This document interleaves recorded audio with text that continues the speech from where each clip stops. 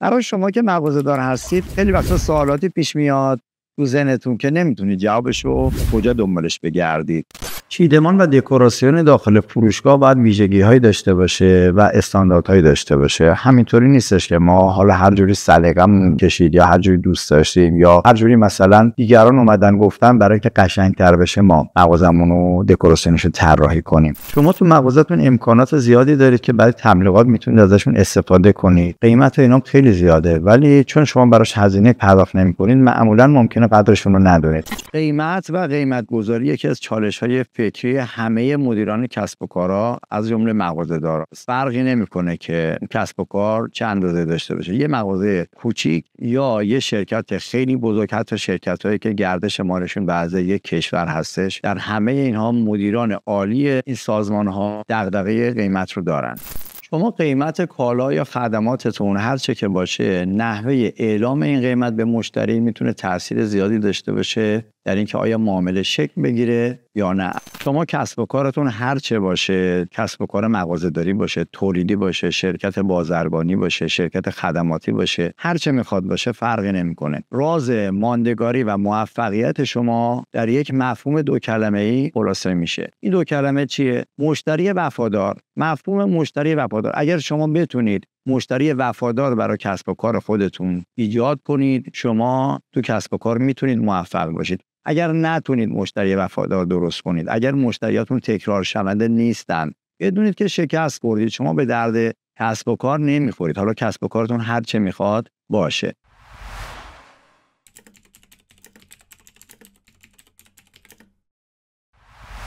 سلام، به کانال شاپ اسکیلز خوش اومدید. من مرتضی نویدی هستم. در دوره جامعه آموزشی مهارت‌های مغازه‌داری در خدمتتون هستم. میخوایم 4 تا قانون رو بگیم که شما باید اینا رو اول بدونید و بعد تجربه کنید و تمرین کنید تا بتونید اینا رو به خوبی پیاده کنید تو کارتون تا بتونید یه کاسب حرفه‌ای بشید. این 4 تا قانون چیه؟ اولین قانونی که شما باید بدونید هدفتون وقتی یک مشتری میاد داخل مغازه چی باید باشه. این خیلی مهمه. شما باید وقتی یک مشتری وارد مغازه شما میشه بدونید دنبال چی باید باشید. آیا میدونید؟ یکم فکر کنید روی موضوع. خیلی موضوع مهمیه. اساس کار شما و موفقیت شما به این هدف بستگی داره. خودتون رو محک بزنید. میتونید ویدیو رو پاس کنید، یکم فکر کنید و بعد ببینید این چی بود، این هدف چی باید باشه. خب این قانون اولمون. قانون دوم چیه؟ قانون دوم اینه که شما باید از همه امکانات مغازه‌تون در جهت بهبود کسب و کارتون استفاده کنید. یعنی چی؟ ببینید شما برای مغازه‌تون برای اینکه ملک تجاری بخرید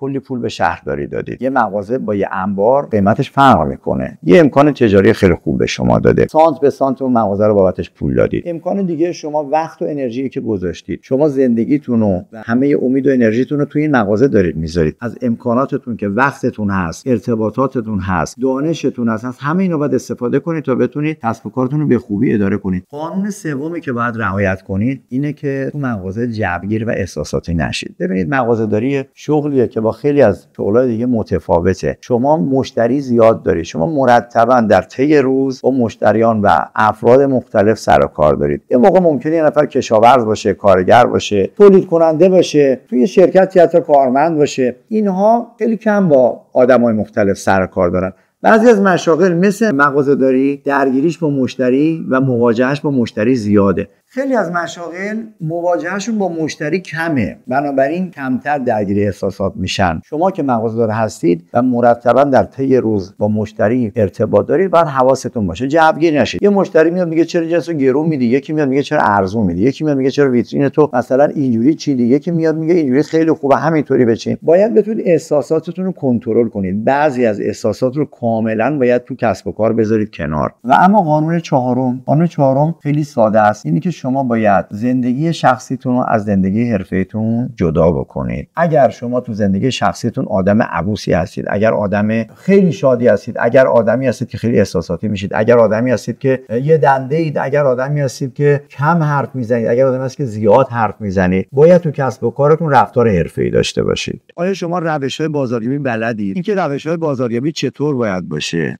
چجوری باید بازاریابی کنیم برای مغازمون که بتونیم خوب جذب بفروشیم و خیلی از موارد دیگر رو ما توی این دوره راجبش صحبت میکنیم که قطعا میدونم سوالات توی ذهن شماست و میتونه به شما کمک بکنه که یک کسب و کار قوی و پرفروش داشته باشید. این دوره رو به زبان ساده خواهیم گفت.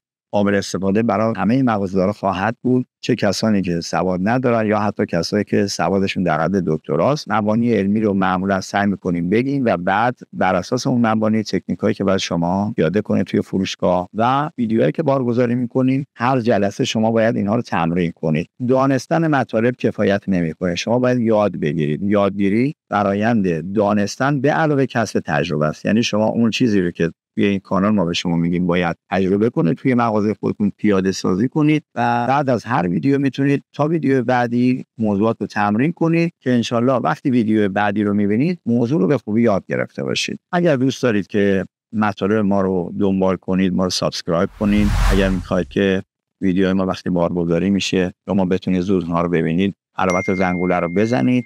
ما در این کانال در مورد موضوعات عمومی مغازه‌داری صحبت خواهیم کرد، فارغ از اینکه صنف شما چی باشه. ممکنه املاک داشته باشید، ممکنه که سوپرمارکت داشته باشید، ممکنه آرایشگاه داشته باشید، شغل چه خدماتی باشه، چه فروش کالا باشه، فرقی نمی‌کنه. و البته ویدیوهای تخصصی هم در مورد صنف‌های مختلف خواهیم داشت. اگر بخواید که اونها رو هم براتون ارسال کنیم و داشته باشید، میتونید تو کامنت‌ها صنف خودتون رو بنویسید برای ما که ما ویدیوهای تخصصی رو هم وقتی شد براتون ارسال کنیم.